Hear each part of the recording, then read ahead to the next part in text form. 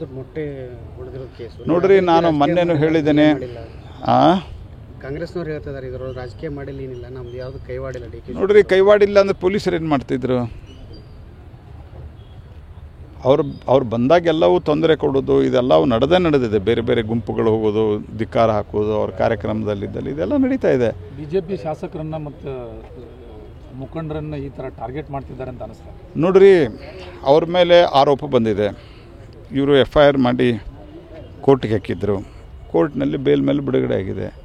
Court bale ಮೇಲೆ ಬಿಡುಗಡೆ ಆದ ನಂತರ ಅವ್ರಿಗೆ ಕೋರ್ಟ್ ಯಾವುದು ನಿಮ್ಮ ಕ್ಷೇತ್ರಕ್ಕೆ ಹೋಗಬಾರ್ದು ಅಂತ ಹೇಳಿಲ್ಲ, ಏನಿಲ್ಲ. ಯಾಕೆ ಇವ್ರು ತೊಂದರೆ ಕೊಡಬೇಕು? ಪೊಲೀಸ್ ಪ್ರೊಟೆಕ್ಷನ್ ಕೊಡ್ಬೇಕಲ್ಲ. ಆ ರೀತಿ ಏನಾದರೂ ಆದರೆ ಇವರು ಒಂದು ರೀತಿಯಲ್ಲಿ ನೀನು MLAಗೆ ರಾಜೀನಾಮೆ ಕೊಡಬೇಕು, ಅಲ್ಲಿ ತನಕ ನೀನು ಬಿಡಲ್ಲ ಅನ್ನೋ ರೀತಿ ಧಮಕಿ ಕೊಡ್ತಾ ಇದ್ದಾರೆ. ಇದು ಒಳ್ಳೆಯದಲ್ಲ. ಇದು ಪಕ್ಷದ ಮೊಟ್ಟೆ ಹೊಡೆದಿರೋ ಕೇಸು ನೋಡ್ರಿ, ನಾನು ಮೊನ್ನೆನೂ ಹೇಳಿದ್ದೇನೆ. ಕಾಂಗ್ರೆಸ್ನವ್ರು ಹೇಳ್ತಿದ್ದಾರೆ ಇದರ ರಾಜಕೀಯ ಮಾಡಿಲ್ಲ, ಏನಿಲ್ಲ, ನಮ್ದು ಯಾವುದು ಕೈವಾಡಿಲ್ಲ. ನೋಡ್ರಿ, ಕೈವಾಡಿಲ್ಲ ಅಂದ್ರೆ ಪೊಲೀಸರು ಏನು ಮಾಡ್ತಿದ್ರು? ಅವ್ರು ಬಂದಾಗೆಲ್ಲವೂ ತೊಂದರೆ ಕೊಡೋದು ಇದೆಲ್ಲವೂ ನಡೆದಿದೆ. ಬೇರೆ ಬೇರೆ ಗುಂಪುಗಳು ಹೋಗೋದು, ಧಿಕ್ಕಾರ ಹಾಕೋದು, ಅವ್ರ ಕಾರ್ಯಕ್ರಮದಲ್ಲಿದ್ದಲ್ಲಿ ಇದೆಲ್ಲ ನಡೀತಾ ಇದೆ. ಬಿಜೆಪಿ ಶಾಸಕರನ್ನ ಮತ್ತು ಮುಖಂಡರನ್ನ ಈ ಥರ ಟಾರ್ಗೆಟ್ ಮಾಡ್ತಿದ್ದಾರೆ ಅಂತ ಅನಿಸ್ತಾರೆ. ನೋಡ್ರಿ, ಅವ್ರ ಮೇಲೆ ಆರೋಪ ಬಂದಿದೆ.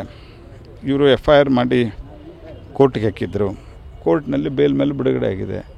ಕೋರ್ಟ್ ಬೇಲ್ ಮೇಲೆ ಬಿಡುಗಡೆ ಆದ ನಂತರ ಅವ್ರಿಗೆ ಕೋರ್ಟ್ ಯಾವುದು ನಿಮ್ಮ ಕ್ಷೇತ್ರಕ್ಕೆ ಹೋಗಬಾರ್ದು ಅಂತ ಹೇಳಿಲ್ಲ, ಏನಿಲ್ಲ.